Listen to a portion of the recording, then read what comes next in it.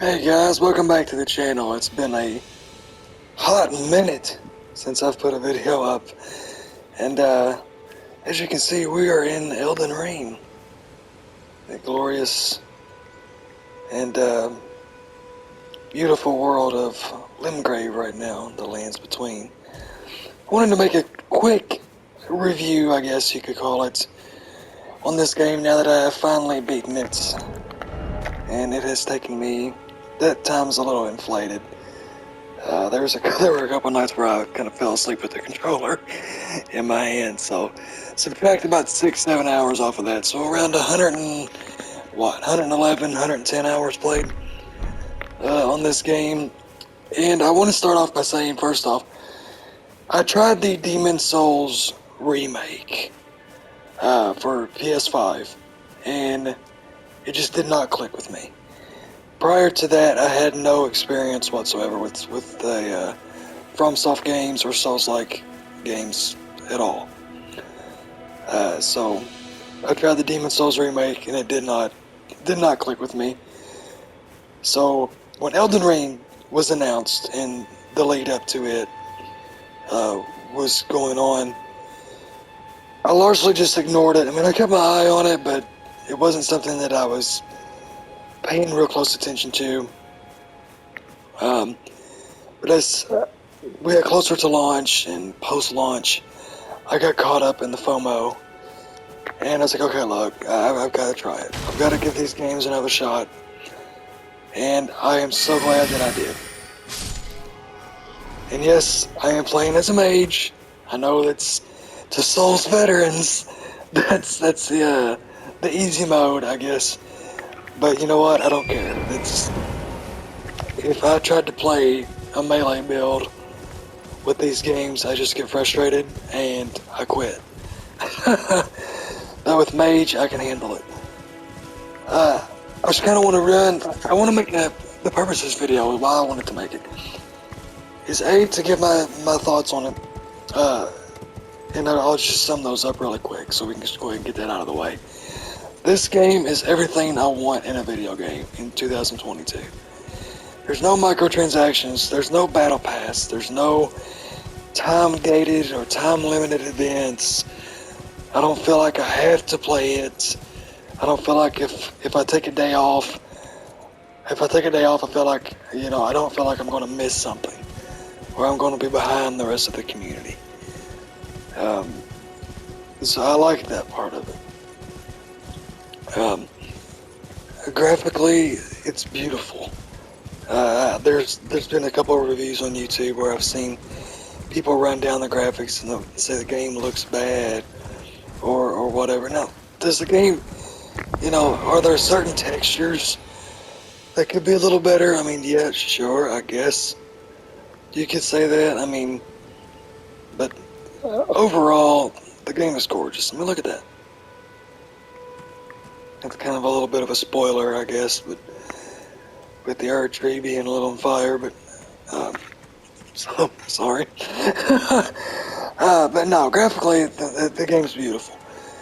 So what I wanted to do with this video is to explain why this game is the perfect introduction to the Souls series for newcomers, and just kind of explain where I'm coming from with it and why I have fallen in love with it. And it's largely due to the game being an open world game. Most Souls games, in fact, I guess all Souls games up until now, have been structured in a linear fashion. Demon Souls, I know, is, a linear fashion. You're put on this linear pathway and you cannot progress until you beat the area boss. Elden Ring is different. Elden Ring, technically the first boss in the story path is, where is he at? Is Margit. Technically that's the first boss within the story path. So if you're playing this game and you're like, okay, I want to sit down and I want to play the story, Then the first boss you're going to want to beat is Margit. And then you'll go up through Stormvale Castle, and you'll come to a, I can't remember who the next boss is in the line, but maybe Renala, I can't remember. She's up here in the, in Raya Lucaria, in the Magic School, or whatever, kind of like Hogwarts. But anyway, so that's the linear path. So that path still does exist. What I like about Elden Ring, let me open the map back up. What I like about Elden Ring is this is where you first start, the first step. And you come out through here, through the Church of Ella. From here, you can go anywhere. Like in my playthrough, I ended up in Caelid, which is not where you want to be when you start, because Caelid is a high level area. So I made that mistake. And that's what I like about this game. It's open world. It's you can literally go anywhere you want to go. This, you get up here in the capital of Landell. This is kind of the end game here in the mountaintops. This is all end game, especially now. I don't think you can get to. I don't think you can access the Crumbling Farm or Crumbling Farm, however you say that, Azula. I not think you can access this area until you beat a few bosses. But even if you can, this is not an area you want to be in, because this is a very tough area, at least it was for me. And I reached this area when I should have reached this area, like post level 100. So I like that about this game. Like, you can go wherever you want to go. It's not linear. Like, I didn't have to beat Margit to progress. I did to progress the story, but not to progress the game, if that makes any sense. As I beat my head against Margit for a few hours before I finally beat him. But when I initially went to Margit, and I got beat, and I got beat, and I got beat, I summoned help, I was still getting beat. To say, okay, clearly, I don't have enough, I'm not a high enough level. So I left Margit, and I went over here, and leveled up some. I went up through this area, leveled up some. Because you can go around Stormvale Castle. By the way, if anybody's struggling, you can completely go around Stormvale Castle and go straight up to Lernia of the Lakes. And that's what I did. I completely went around Stormvale, went up through Lernia and leveled my character. And then, went exploring. Like I said, I went over to Caelid, explored some there. Didn't stay there very long because, high level area, and I was a low level character, so I left and came back. So that's what I did. I left, leveled up, and then came back to Margit. Beat Margit, and then progressed with the rest of the story. And that's what I loved about it. I wasn't being forced to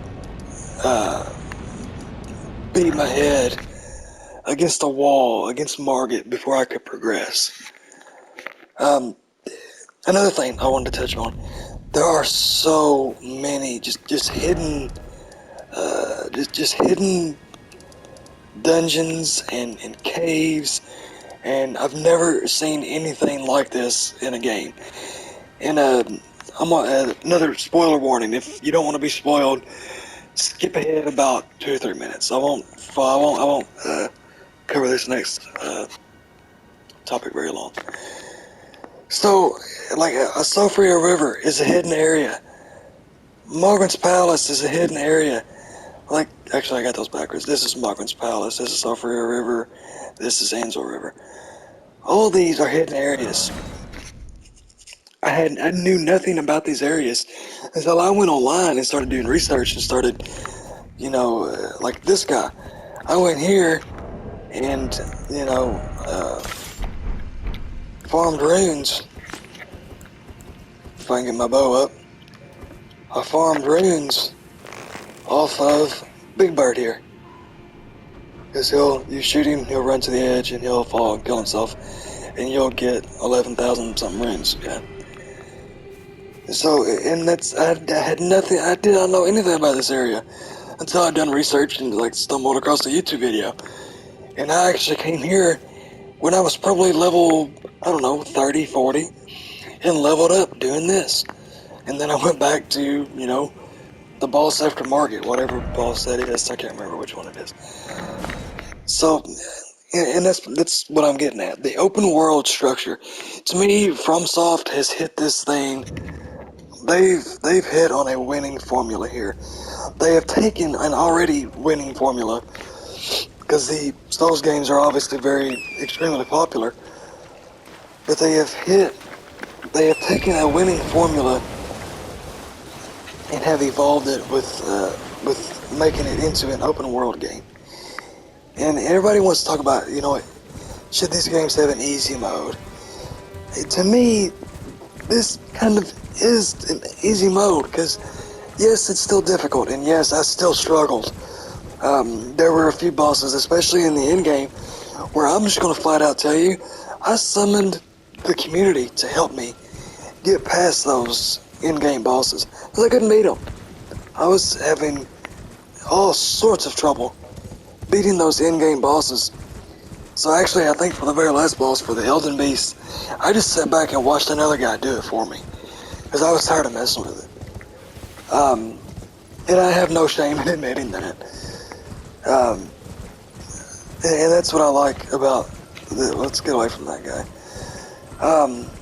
That's what I like. Ooh, let's get that. Let me get back to my stuff.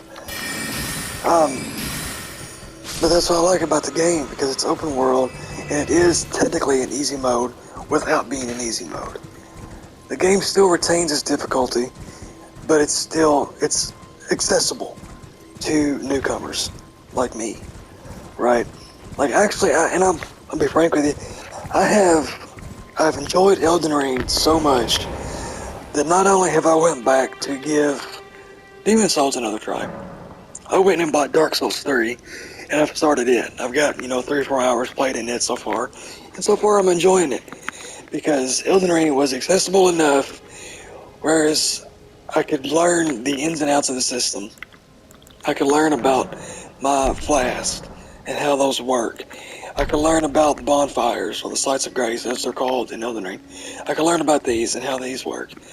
I could learn about, how to parry. I could learn about my magic and sorceries. I could learn about special abilities. Like this melee weapon has a special ability for the Bloodhound step, where I could, cover a large distance in, just one press of a button. Coming into Demon Souls Remake, like I said, that was my first FromSoft game, my first Souls game.